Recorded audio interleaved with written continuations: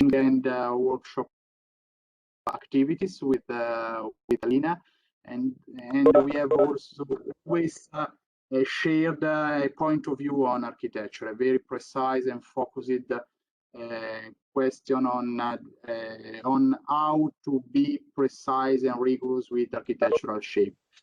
And it is what you can see also flipping in our in some of our projects. You can find them publishing on the web or in our website. There is an important figure, I guess, in our education, who is Franco Purini. I don't know if many of you students know Franco Purini. I can say he is one of the masters of our urban design culture, Italian urban design culture. And from Franco Purini, I can say, maybe Lina can disagree about it. I think it's very important what you can see in some of our projects: precision and rigorousness of our projects. Some of maybe the most important ones are a small architectural design project for one family or two families. She had done during this year. In this project, despite the small scale, you can read a fantastic openness to some of the questions that Italian urban design culture is transmitting and is communicating. And maybe this is one of the points that is very important for all of us and for students as well, to listen what Lina is discussing with us tonight. I'm giving you the floor, Lina.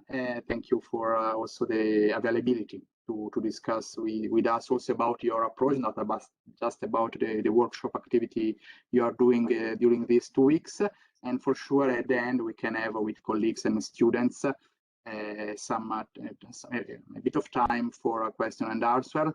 For sure, I'm calling Atelier #1 students to participate in the discussion, mainly Atelier #1 student to participate in the discussion.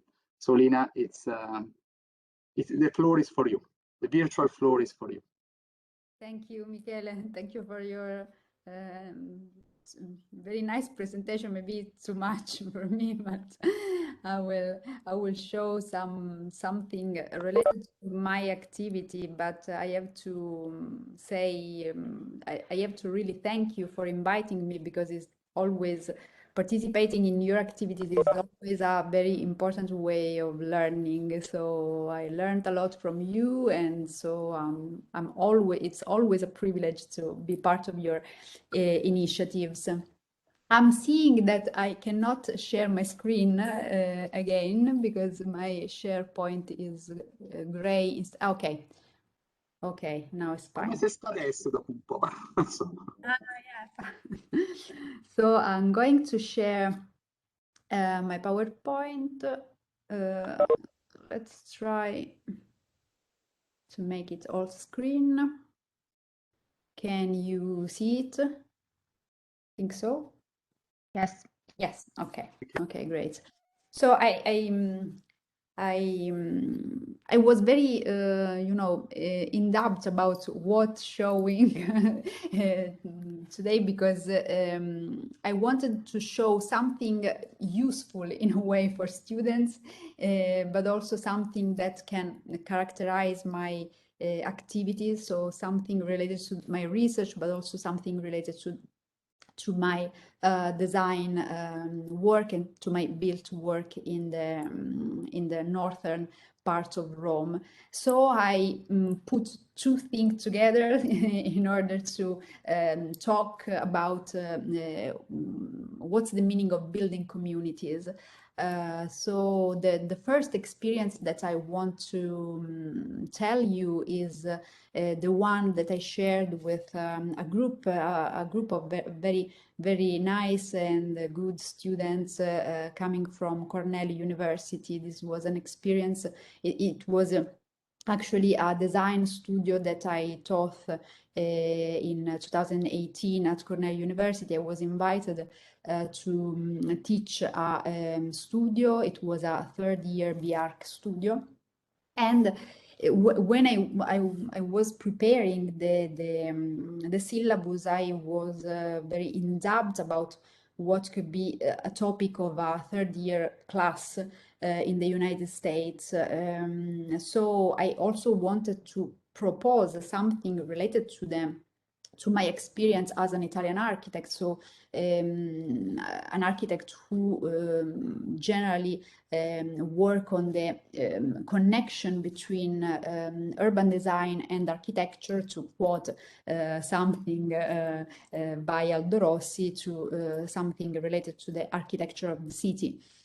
So I tried to prepare this syllabus, putting together all my experience, but also something projected toward the design of a neighborhood in a particular area of the New York City, of the New York state. And so I choose to allow students in working on Morrisania, which is the one of maybe the first one, the first black district, black neighborhood built in the Bronx.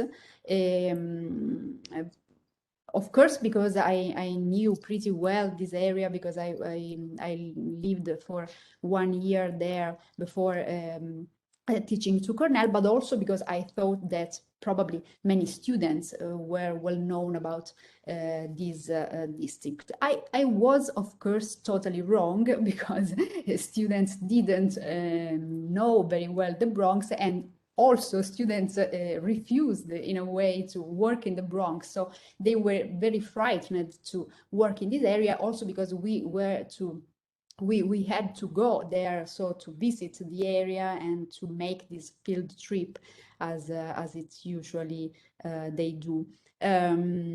After some some discussion, we were able to take this class, I mean this studio, and so we went to the Bronx, visit the area. Of course, they had the possibility to work together on the site and to build a model of this very huge area. This was also another difficulty for them, because they generally didn't have this approach, not to work on a large scale neighborhood. They usually worked on very small scale interventions. So it was the first their first experience in designing new buildings in a so very also in a so distinct area for its mix of culture. The Bronx is the place where the hip hop born, so they started to get influenced in these kind of activities, and so they started through these kind of activities to know very well the area, to study the area. And also, you know that the Bronx has some kind of social issues, very, very important social issues. So through all these different conditions, probably very far from architecture, they started to feel a kind of need, no, in a way to work on this kind of area. So the aim of this studio was to build a series of to building communities, actually. So build a series of amenities, a series of services, and a series of residential buildings in order to complete this very large neighborhood, where you can, as you can see from these first drawings, the blocks, the building, the urban blocks, so the fabric was very fragmented in a way. So their operation were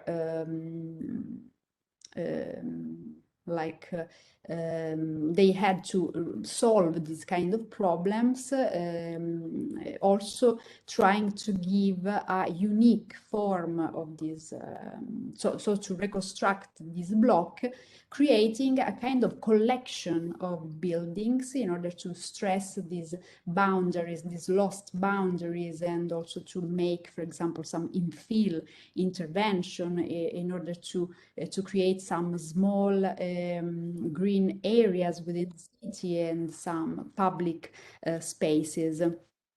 So we started analyzing, of course, this area and making something to what we are doing now. I mean, because the urban fabric of Piacenza has some similarities of topics to those topics that I proposed at the time, apart from the problem of the infrastructure that in the case of Piacenza is stronger than in this situation.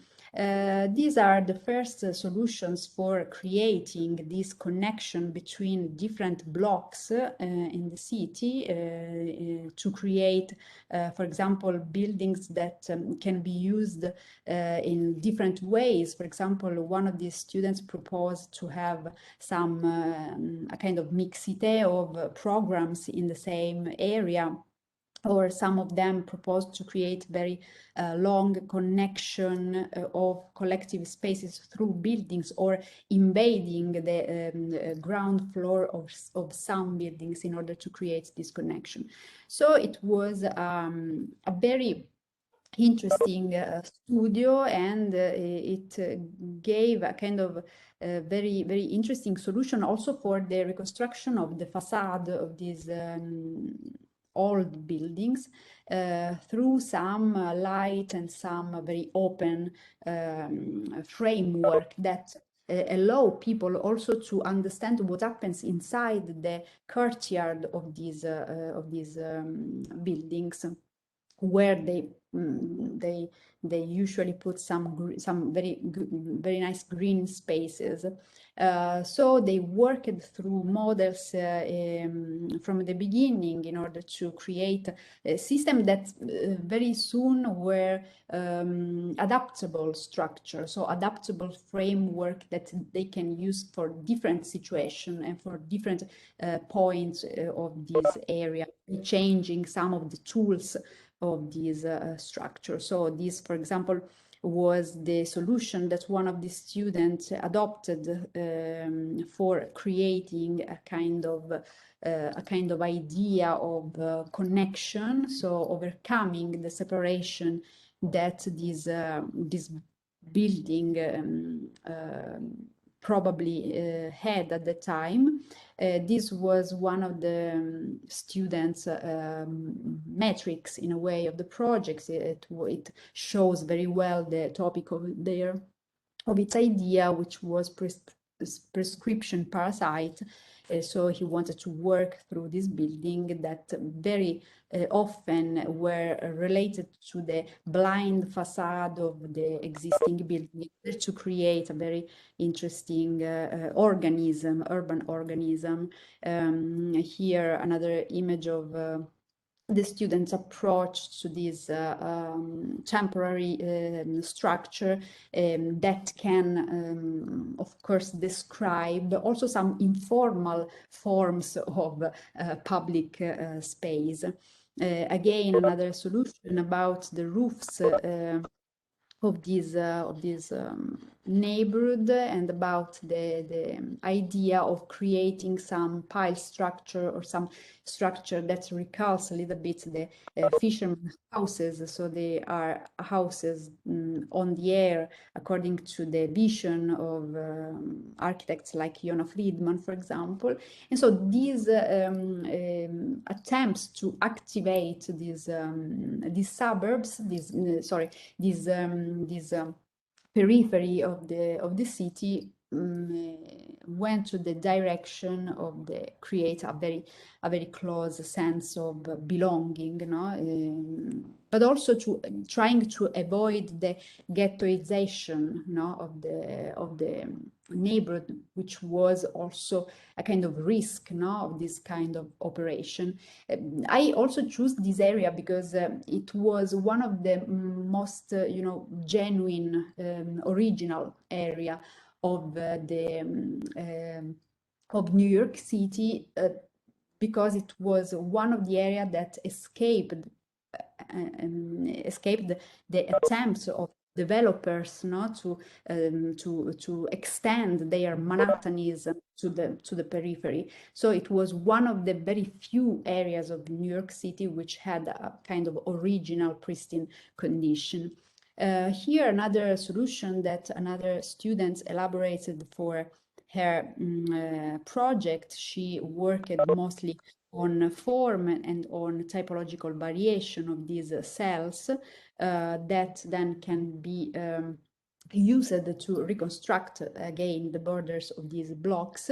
And here our approach through the first assignment that was given, which was the creation of a collective memory box. So it's something related to the past of this area, which is a kind of analysis of the area, but also something very projective,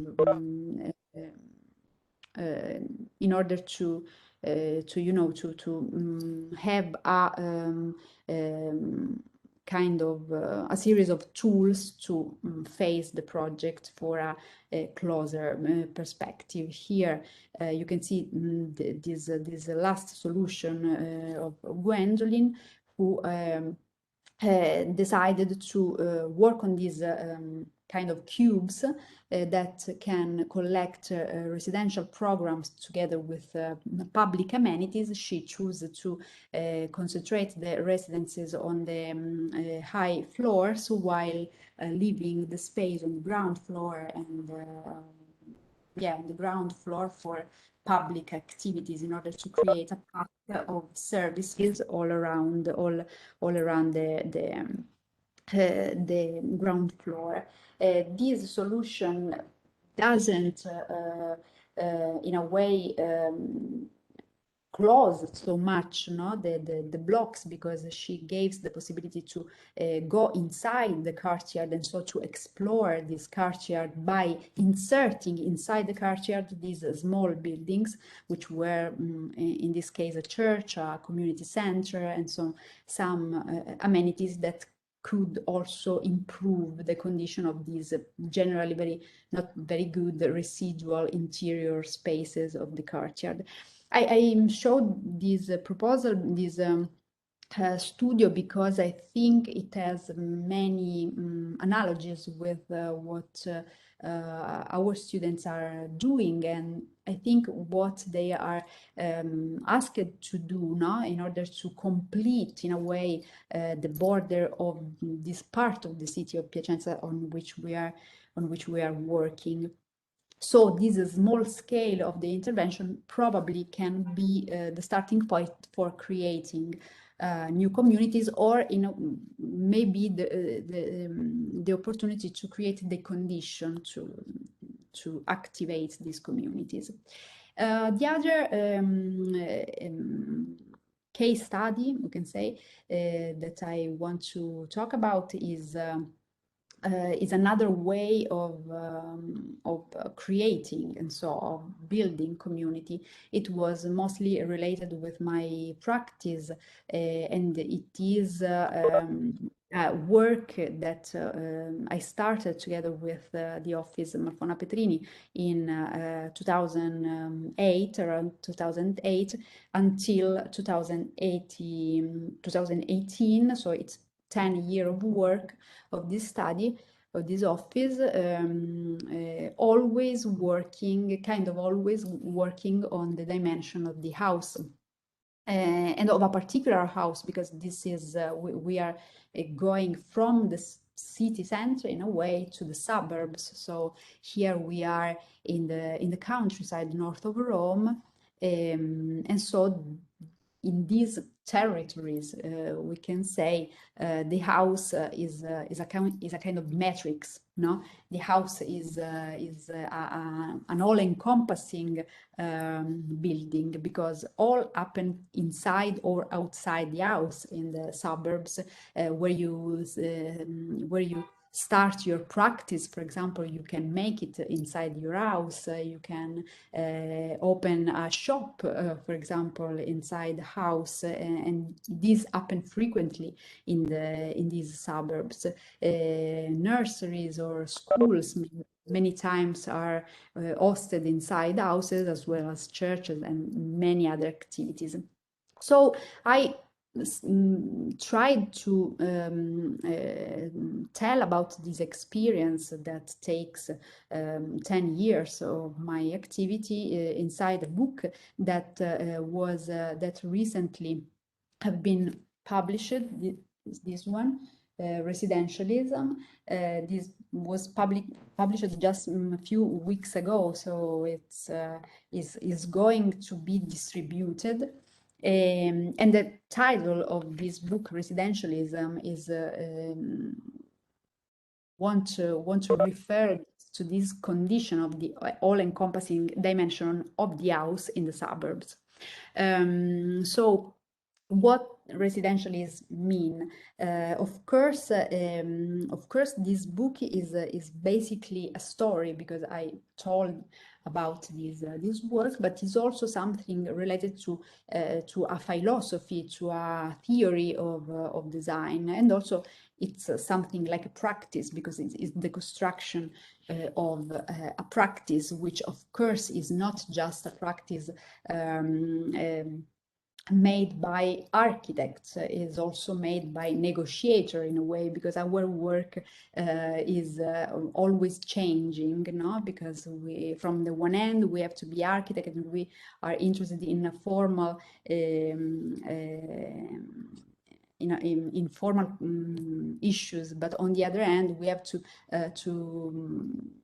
to deal with clients, and it's always difficult. I followed with great curiosity the last lecture by the UN Habitat founder, which is about negotiation, and I think that we have to learn a lot from these experiences. But anyway, this is a scheme, it's a diagram actually, in which all the houses that we built are put very close each other. In the reality is not, this image is not real, because in the reality, this is the position, the real location of these houses, but of course they are very close, and of course they create the condition to build a community. They are so very close. They are built in this small town called Formello in the north of Rome. And this experience, and as to describe this experience, I use the term archipelago, which is also the title of the book, Residentialism, a Suburban Archipelago. So why I used this term?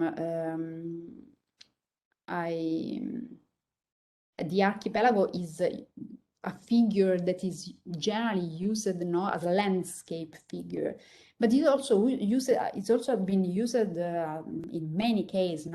Think to Oswald Matthias Unger, think to Rencola, think to many occasions. It was used also as an urban figure, and this is very important, I think, because I tried to move this figure from the urban situation to the suburbs. So I tried to bring the archipelago to the suburbs.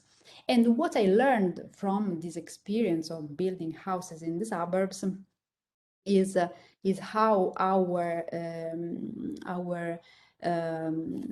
brains, as architects, have to be always fragmented in many partitions in a way, but we have still remember that our deal, our aim is that of building human habitat, and so we have to deal with the essential human habitat. This is one of the conditions of our work. Also, I learned that being an architect means continue to work as an author while discussing and continuously reconsider the condition of being an author. So also in this book, I deal with authorship and on how authorship is not just being authoritarian, is have the responsibility of understanding that architecture is also a social action. It's the result also of a social, of a political, of economic processes. And when you build a house, and when you are witnessing a process like this one that happened in 10 years of activity in Formello, where a lot of people, a lot of families moved from the city of Rome to the suburbs, you understand that architecture is something like a wide process. And also what I learned a lot is that as architects, we have to continually face many problems, so many issues, but we have also to revise the social implication of concepts such as belonging and identity within the process of creating new communities. This is one of the points, one of the principles, we can say, of this work. But concepts like belonging and identity are very, very difficult concepts, because belonging means takes a lot of time, no? As the clients that asked us to design a house, and as they moved from the center of the city or from other countries, for example, to the suburbs, me too, I mean, I experienced too this condition of being a stranger in this area, because I finally also moved to these areas, or to the suburbs. And so I experienced how belonging could be something like a process, a very long process and a very difficult process. So I understood how architects have to create in a very right way, we can say, we have to create the condition of belonging. Also, identity is not always a concept very clear. I mean, we can have multiple identities. So when we create community, we have also to face this continuous change of our identity. Okay, so here you can see some of the pages of the book I was talking about, and here you can focus some of the topics of this work and also of these books. So I was telling about how in the suburbs the house is the matrix, how the house is the principle, is the starting point. I think that the house can be also defined as the place where you can construct a collective identity. So it's, of course, it's not just a private space. The house is a collective, is a kind of first degree of collective space. And also Paulos Mendes da Rocha, the famous Brazilian master, he also took this point. He said that private space doesn't exist. We have only different degrees of public space, and this is very important when we define what a house is. So if the house is the center of the suburbs, I tried with these houses that I designed, I tried to create something like an ultra residential program for the house, in a way that the house can be not just the matrix of a place, it could be also the place where you can find public functions, public programs, in a way. So this ultra residential component of the house allow me to understand the house as the nodal point of these sleepy, very frequently sleepy suburbs. So activating this complementary program for the house, so the house become residential plus other services, so other activities. If I activate this double dimension of the house, I can probably solve the principal problem of these suburbs, which is isolation. So the house can be endowed with a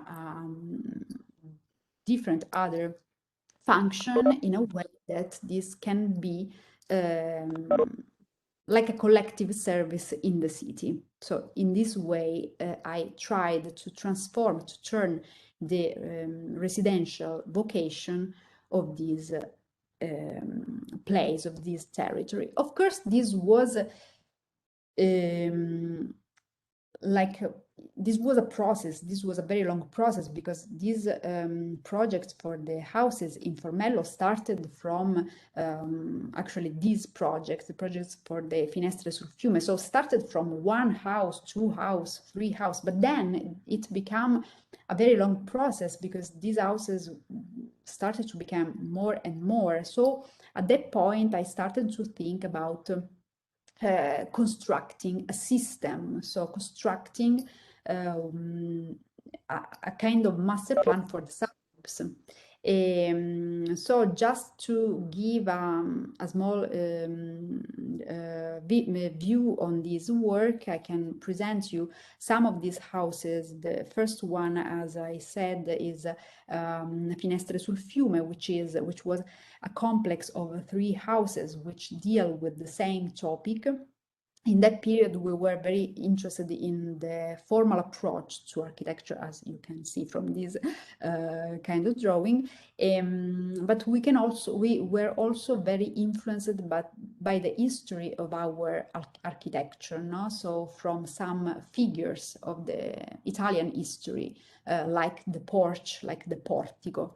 So this house deal with the topic of the portico, but also deal with this conflict all internal, we can say, of the house between a core and a shell.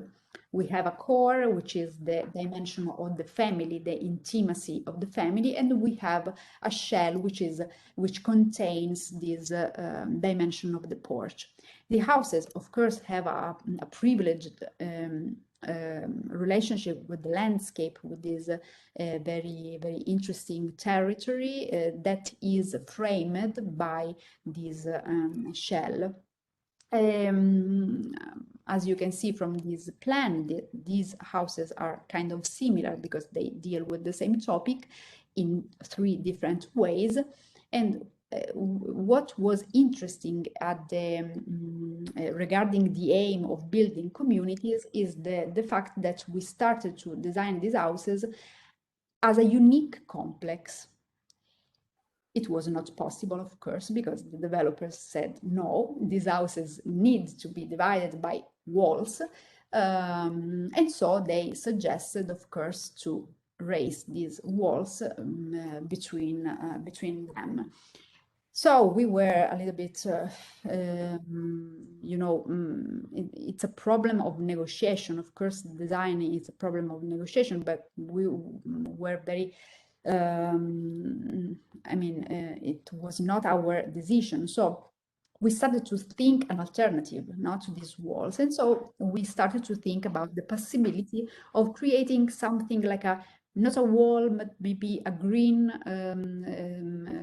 system of separation, and maybe not just a separation, but maybe something very, connecting. So we defined, we kind of invented, if I can use this term, these green walls, which were fragmented, and so this can give the possibility of to these families to go through, the fences, and so to create a kind of passage, a kind of connection between these 3 residential. And so in the end, we were right. In the end, these 3 families leave this passage open, and so the sense of community was, I think, was created. Of course, I cannot say, okay, we were right, because constructing a community needs a lot of time, needs years. So I hope that these people that moved to this countryside together with their experience. In the previous slide, I showed something referring to the rituals that these strangers, these new families brought to this community. I hope that in the future they can be no more strangers, but stranger as Georg Simmel defined the stranger, so someone who, not someone who comes today and goes tomorrow, but someone who comes today and stays tomorrow. So this is very important in the act of creating communities. These houses were also very influenced by the landscape, this beautiful, in particular this beautiful water well built from the Etruscan that lived in this area before us. And so also this opening, this big, large opening in the roofs of these houses recalls a little bit these Etruscan water wells. Another project that comes after some years from the first one was the project for a house called the Aqueduct, because the inspiration to these Italian landscape, Italian figures of the landscape was very strong in that period. And actually we tried to get inspiration from this past.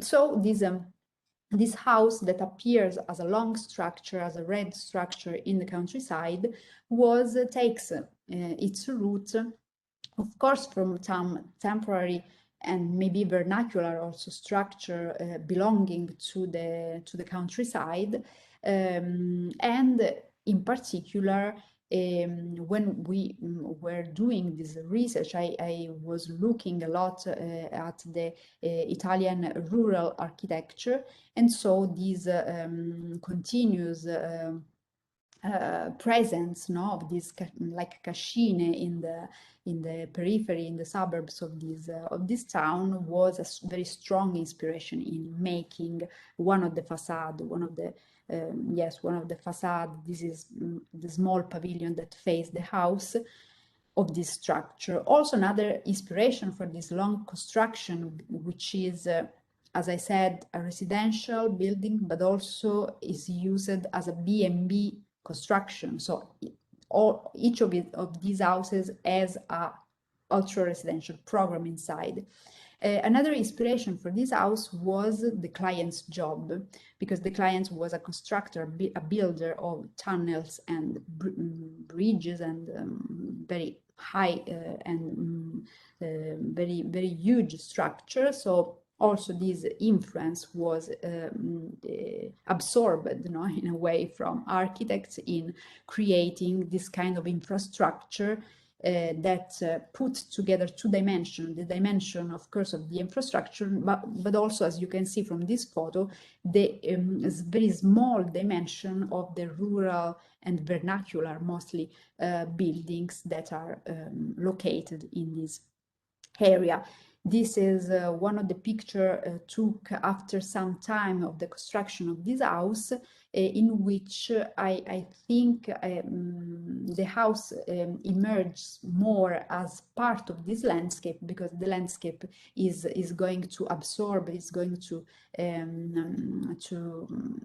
in a way to also to hide the house. So the house is very well connected with the landscape, and it would be always, I mean, more than this condition. Here, another view of the house, and I skip to the last project, which is a project for another house. Is called La Villa, because it has been built in a place where there was an ancient villa.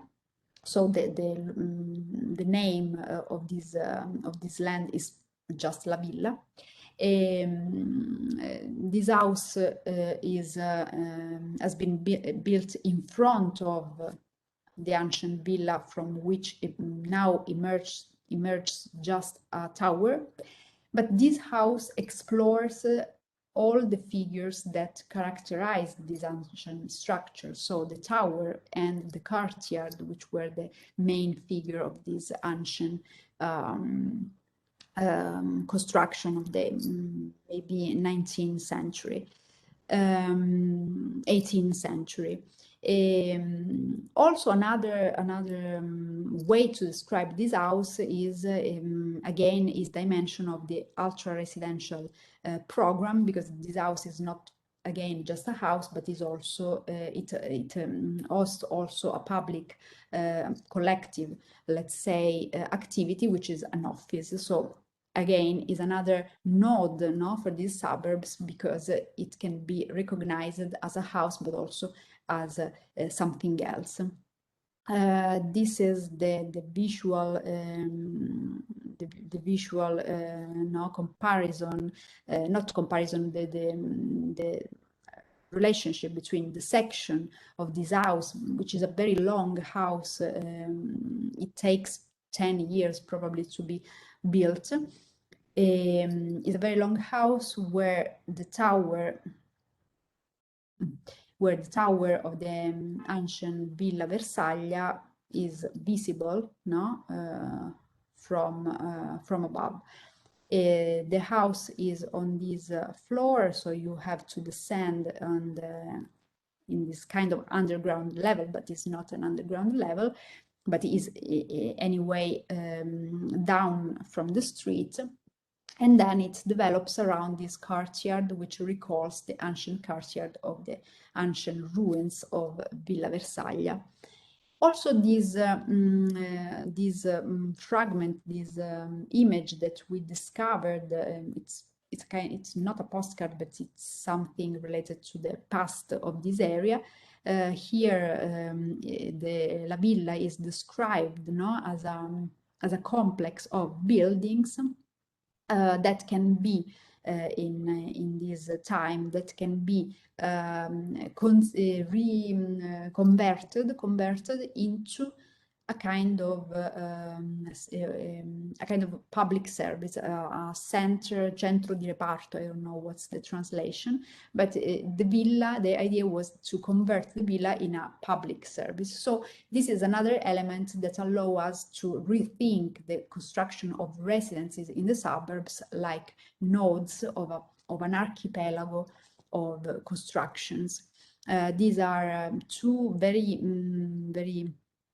this is the first time actually that I present this building, because it was completed in 2018, but some of the gardens, some of the green spaces were added during the time. The house was already completed in that year, but the final photos have been made some months ago. So here you can understand the different levels of the house, the presence of a tower, but also the presence of a courtyard, that is the way in which the house is connected with the ground. On the other side of the house, there is a pool belonging to the 80s that has been inserted, I mean, has been preserved, and the house was built all around this pool. And this is the dimension of the residential and office in a way function. So the presence of these two functions, these two programs inside the same structure. So that's all for us for now. Interrompi. Okay. Thank you very much, Lina. Okay, we are all here. Thank you very much for your very inspiring presentation for the project as well, and also for sharing with us your last work. Both your two last works, so the building and the book. I didn't know it, and I'm sorry if I haven't mentioned it presenting you, but I suppose it sounds like a very interesting research. I want to open now our 10-15 minutes discussion after your words. Okay, students, you can write in the chat. Otherwise, you can raise your hand. Also, colleagues, if you want to say something. I want to just to discuss briefly with Lina about one word you have talked that is system. Okay. Because you have clearly expressed your idea of also a small scale building, okay, full of contents and everything, but can build a system with other elements. And I would like to ask you if referring and focusing on the experience you are doing in this complex and chaotic area among the city and the river in Piacenza, where maybe to figure out a system sounds like something very crazy, is difficult to get. If it's possible to tell there, let's build a system, if sounds like something promising, and if it's possible in your view to talk about geography. Okay, your system is synonymous of geography, or you think it's something different?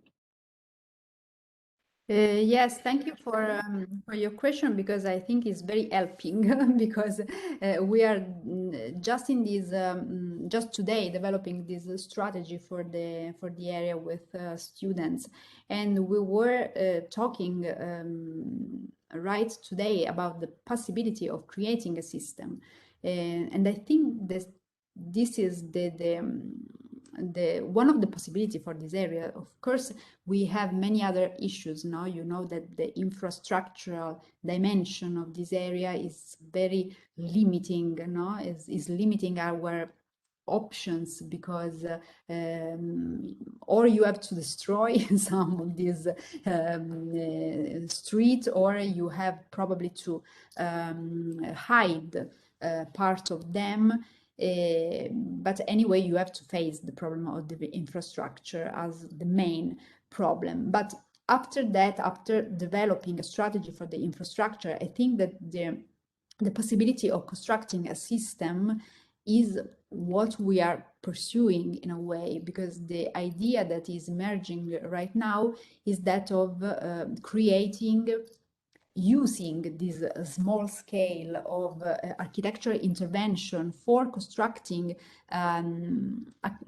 I would say a kind of village within the city, because I think that the most one of the possibilities for this area is to creating to improve the density of the tissue, because it appears very fragmented, and it's not just a formal, no, it's not just a formal approach to the area. It's right what the area needs. For example, the area would need a center that can be maybe a language center, something that can put together all the ambitions of the people living in this area, the people who want to belong to this area, but also the people that stay there just for brief times, just for short times.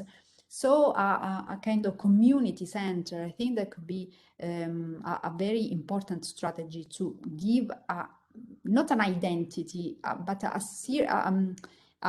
sense of belonging to the people who are working and living in this area. So the system, I think that it's not just because I deal a lot with system, and my PhD dissertation was about urban design in Italy from 60s to 80s, but I think that a city needs to be created through system of things, not to systems also of very heterogeneous objects, but working on the city through system allow you also to redesign some parts of the city and completing maybe some parts of the city. I showed the experience with the students from Cornell, right, just for this reason, because this could be a way of you know, acting through very small operation, very small intervention, but creating connection.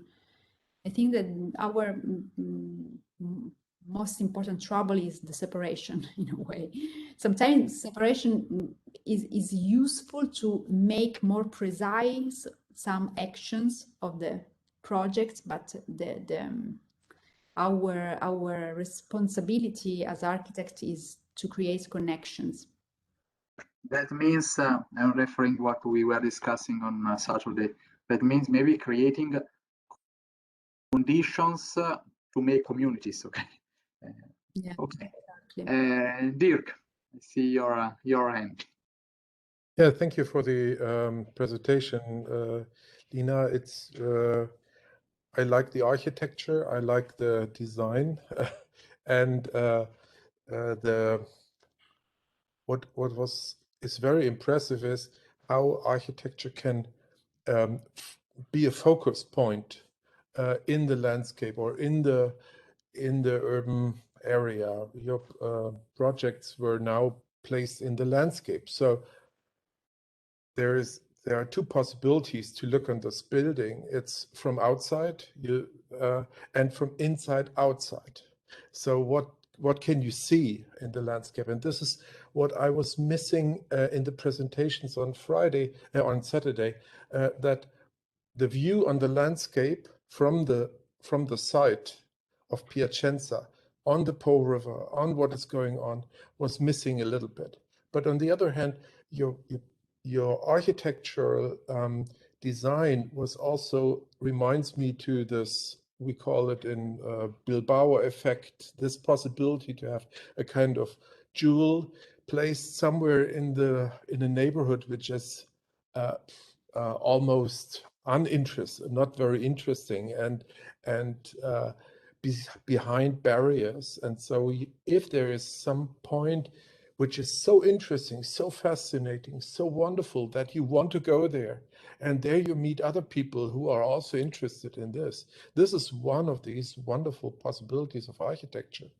And this was the reason why I said it's so normal to cover now, to fill up the whole landscape in between the Po River and the historic site with some playgrounds and here and there and some footpaths and so on. Maybe just filling up is it's not enough to cross over all these barriers. And therefore, maybe the other possibility is to make an icon, like you said, and bring something there which is unique and you didn't expect. And this is what was done in some of these neighborhoods in Bilbao, or we have seen it in Lyon, for example. It's the same.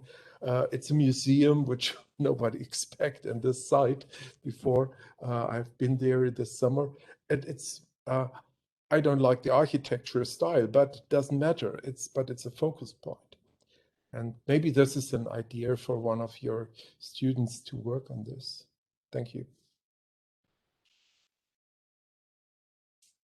Thank you. Thank you very much for your observation, because I think it describes now a series of options. I think that the Bilbao effect, as I mean, I don't like a lot Frank Gehry's project, but yeah, I mean, I really like some of his project of the first period, because I was very lucky in following this series of lectures given by Jean-Louis Cohen about the Frank Gehry formation, no? So how he stepped from some period like the Laosian period and then the Wrightian period, and then, so I really like this process, because he never had to say, this is my identity, I want to go on this direction. He always was very open not to receive many, and then in the end he discovered his own style, but probably is not something fascinating for us. Anyway, I think that what you said is also a very interesting possibility for our students, above all those students which are working on the territory between the two bridges, no, on the river, because I think that this was one of the points in which you can very well view the river from. So if you work through a landscape reconfiguration, redesign, you can reach directly the river. So this, I think, is a very good point. But it's also interesting what you said about creating not barrier, but creating something that can make us curious, not to go over. I think that this is one of the most important qualities of good architecture. Thank you.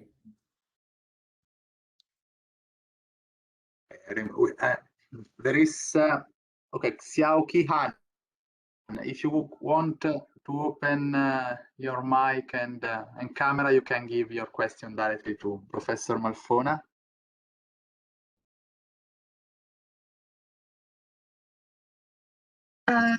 Okay, then this questions maybe not very academic, but I'm really interested in these aspects. So if possible, I want to get some answers about these questions. Thank you.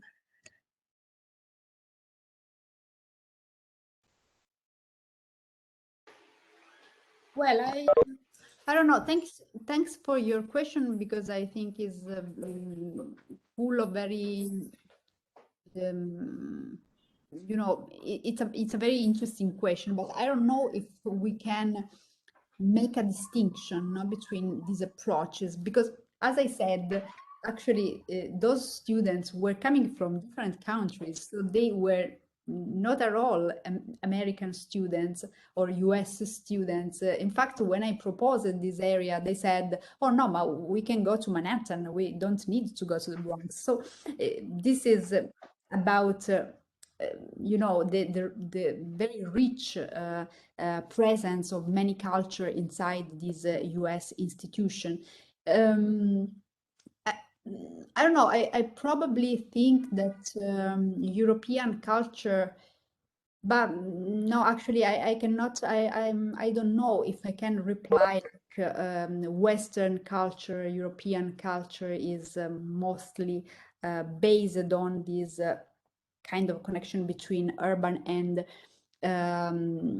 architectural design, because for example I am studying Chinese or Japanese architecture, architects who are probably very well in solving problems that we as Italian, as European, cannot be able to solve. So I don't know, I cannot say that there is a different approach, because globalization brings us to be part of this specific place, but also part of different places. So at this moment, at this time, I don't know if we can say that there is a different approach. But anyways, we had some difficulty, as to go back to your question, we had some difficulty in replying to some social issues, probably in the Bronx. That was the most important issue. But I think it's not very distant, no, from what we face in European or Italian or or Western cities. I think that we are in a particular age, so it's very difficult to make distinction in this period. I'm sure that Antonella has listened to Bronx and she wants to say something. Yes, we work in Hunts Point in the Bronx. So first of all, thank you very much, because since here I don't have the possibility to work at this scale for such kind of clients. And so it's really a privilege to be able to develop a so accurate and elegant architecture. My question is about exactly because I had a very small experience working for Hunts Point, that is the final part of the Bronx, where there is the huge market and the parking with incredible vulnerable Black communities, communities that live on the stair of their houses, waiting for something, looking the tracks. So it's very it's a very yes, for us as European was really amazing also to feel how they accept our presence in their neighborhood. Anyway, my question is a double question. First of all, what does it mean, communities? Because when we speak about community in the Bronx with the Black people, where there are strong Black women fighting and struggling every day for a school, for a real small portion of public space, a real public space, since the Bronx is destroyed by Moses metropolitan infrastructure, is a matter of fact. When we speak about the community of the inhabitant of small houses with a garden in Europe, in Italy, probably we are speaking about another community, and it could be also dangerous, a dangerous concept, because it's a province in some way in Italy, the community. Sometimes I prefer to use society than community. I don't understand very well how to figure out that idea. And so how since we also invited One Habitat, trying also to train our student in that idea of use SDGs as a tool for a new way of systematic thinking. That also is another idea of system. How do you think? I don't have an answer, so it's really a need of exchange. How do you think that we can start to use the SDGs and that idea of sustainability, principle, target related to sustainability, related to that idea of building community, that is decent work, good infrastructure, good access to services, etc. Using our tool and our knowledge that is related to the physical dimension of the city. So,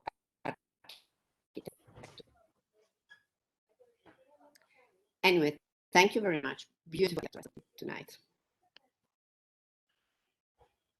Thank you very much for your questions, because it opens a lot of things that I can say about community, and about a lot of things that I gave a reply in my book, but now I want to reply because I feel it's a very important question.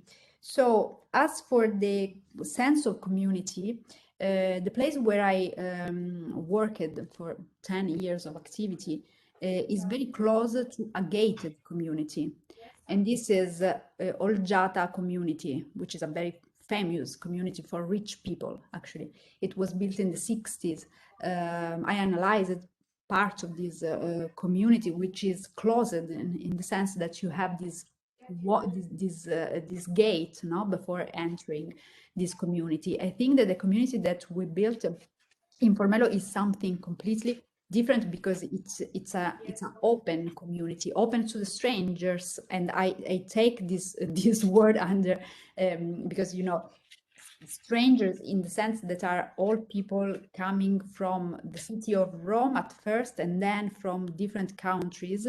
They came to this place, so it becomes during the time it becomes a kind of garden of wanderings. No, I really like to define it as a garden of wandering, because what I was struggling from the beginning is the traditional concept of community, because each of our towns are small communities, are small, where the concept of identity is like the most you know, is like a, is like something that can describe your person for all your life, no, in this very small community. So our intention was to create a very open community where people from different countries with different culture can feel as part of this community, because their rituals, their traditions, their culture can become something extremely useful for the people who traditionally live in these places. So it's a kind of enriching name, in a way, reaching concept. Also, what you said about yes, always the concept of community. In the book Residentialism, I made a strong distinction between village and archipelago. I think that the village describe a close community, describe something like our traditional towns.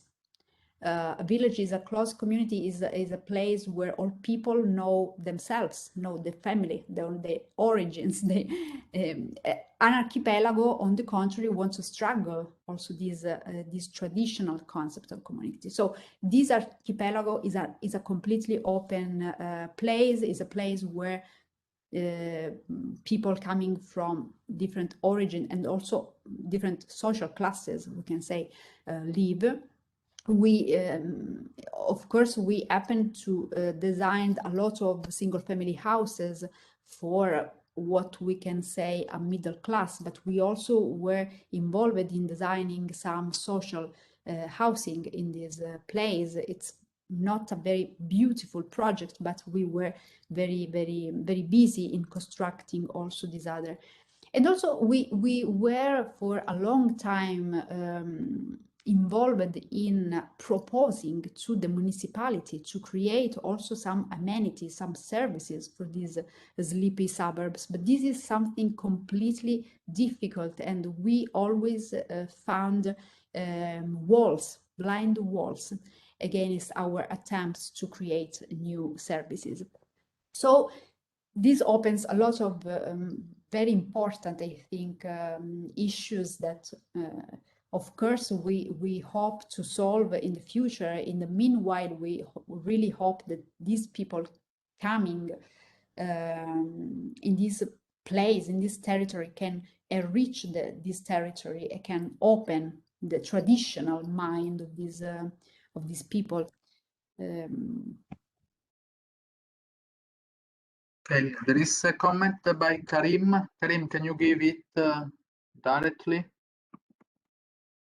Because yes, I wasn't sure the connection would help, so I was just thanking Lina for the presentation, and that the concept of doubt, which came across several times in the presentation as a word, but also as a part of an approach, I feel has a potential. There is a potential in doubt, which is to create a space where certain mysteries can remain. I see it a lot in the interstitial spaces of your houses, the courtyard, the in-betweens, the double roofs, and all of these things, which in fact blur the clarity of where the house is exactly, and therefore where being at home is, and therefore maintains a certain questioning about our own being. It is certain effects that I saw a lot in certain projects of, for example, Le Corbusier in La Tourette, and definitely part of the historical background of Italy modern. And I feel this is also part of the question of how different the approach is between New York and Italy, and how an Italian architect went to New York has actually brought a certain doubt to the clarities of the gridding and of the answers, and also metaphorically of the whole capitalist system that is seeking such clear-cut answers. So for me, doubt and mystery are qualities that help architecture to produce spaces for higher levels of existential awareness. Thank you very much, Karen, for your observation. I think that of course during our formation, maybe we can, as architects, we can learn a lot of things, but then we have also be able to forget all these things in order to get a very open approach. And I think that I knew, for example, about what Ludovico Quaroni in our school at Sapienza, Rome, thought about doubt, and I think that many architects deals with the doubt. I think that it's probably it's not an approach. It's just an opening, you know, of our mind, which are because probably we are very used, you know, in to consider, you know, you as me, maybe considering many options, you know. Actually, a project is always the proposal of a possibility, is not something sure, is not something objective, it's just the proposition of a possibility.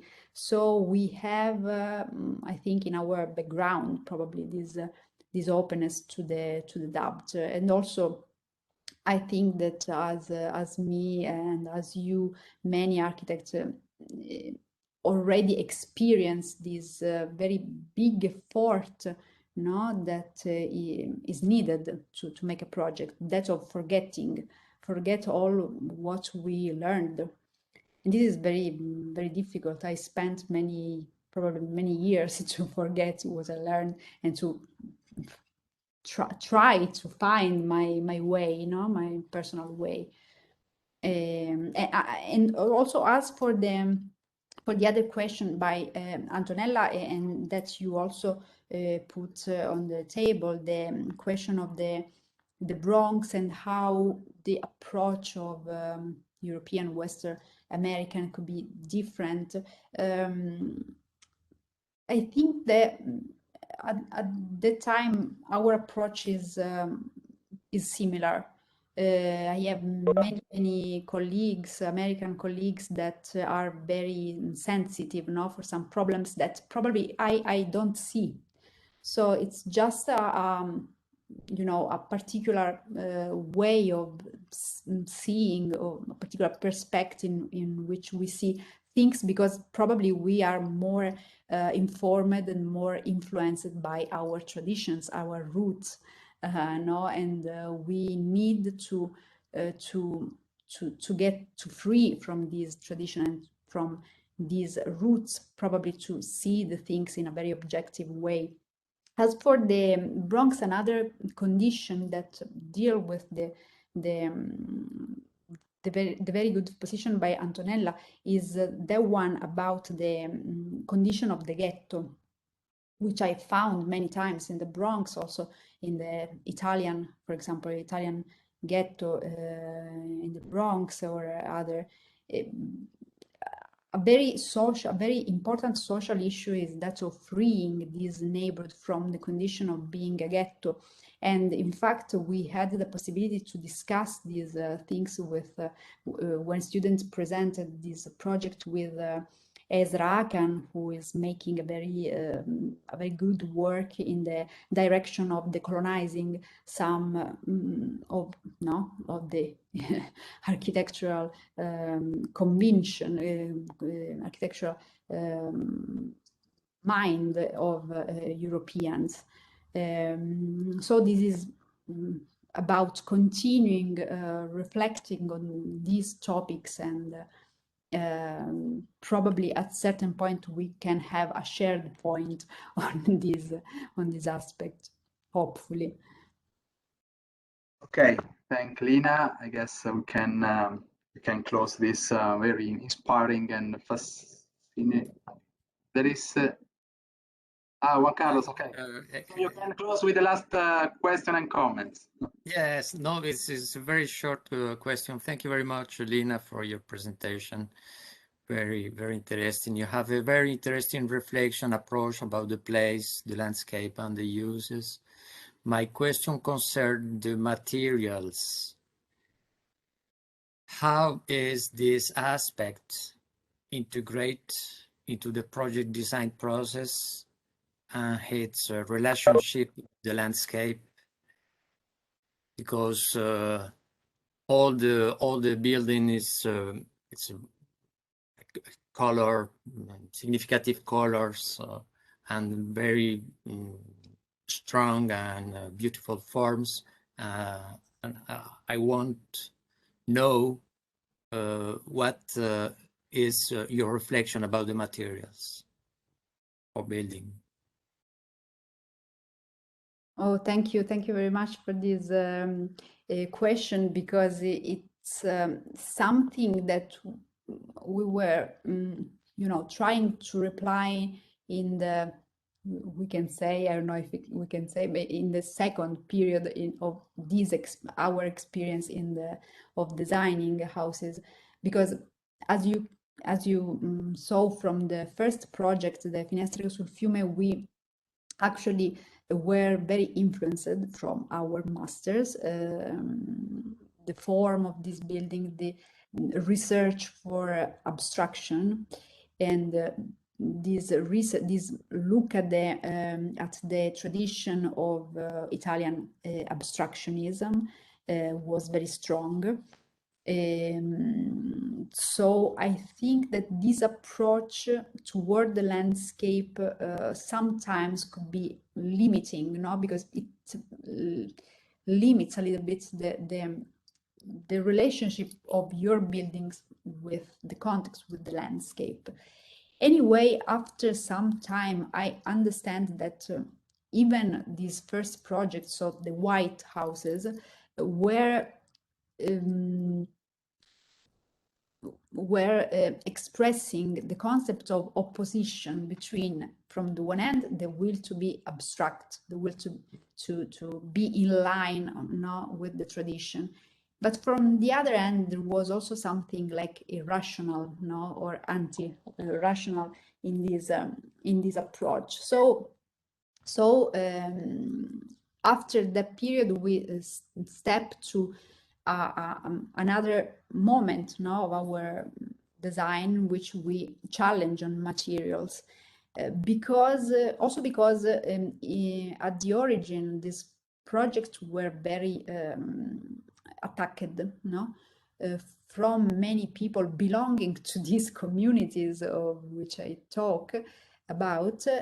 So they were considered monsters in a way, these houses, because they didn't belong to the place, because they think that the rule is the unruled house that is very frequent in this countryside. So we tried to adapt our houses to the context and to take some of the elements of the context. I think that we are going over this way of approaching architecture. So I think that adaptability is like feeling part of this context, but it's not like it's not a mimesis, So these colors recall the atmosphere of the traditional villages where you can see Italian villages where you can see all these very colored houses, red or blue houses. We also built a blue house. But I think that we are also overcoming this kind of adaptability because it's probably it's the simpler reply we can do. So I think that another attempt to adapt our architecture, another way of adapting our architecture to the landscape would be a most relevant, a most serious probably approach to that. So we are working on using real materials, pure materials, or also you have to give another reply. The reason of these colors, the reason of these materials depends from the economic constraints of these houses, because the act of plastering the house, so make this particular intonaco, is the most economic way of close a house. So these kind of economic issues were the principal limits of our work, of course, as in any project. So so it depends also from the economic value of the plaster, and it gives a very large set of possibilities. And it also gives some interesting surface and effects on the material. But of course, to use a very pure materials, to use concrete also in the facade of this building should be a best option, but is completely out of budget in some occasions. Yeah. Okay, so with this interesting point suggested by Juan Carlos about colors, material, and techniques, I think we can thank still Lina for her presentation and lecture tonight. And so we will meet within the different ateliers tomorrow morning for the second day of the second week of our workshop. And tomorrow night at 6 p.m. the meeting is with Pedro Campos Costa, so atelier number 3 team leader. We will know him better also through his projects, I guess, or ideas or programs. I'm not sure. So thank you very much, all of you. Thanks, Lina, and let's meet tomorrow. Thank you for your patience. Bye bye. Grazie, ciao a tutti. Ciao. Bye. Bye bye.